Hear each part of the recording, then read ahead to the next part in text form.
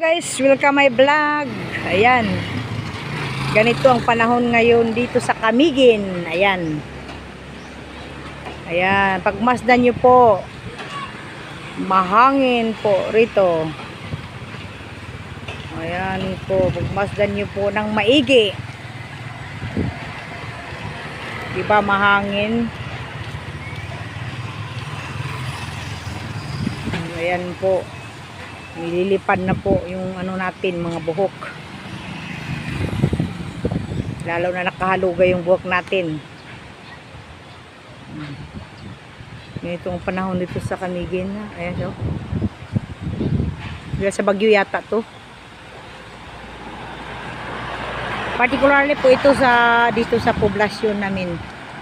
Dito po kasi ako ngayon naghihintay ng estudyante ko. Ayan. Okay guys, yun lang. Thank you for watching. Bye bye.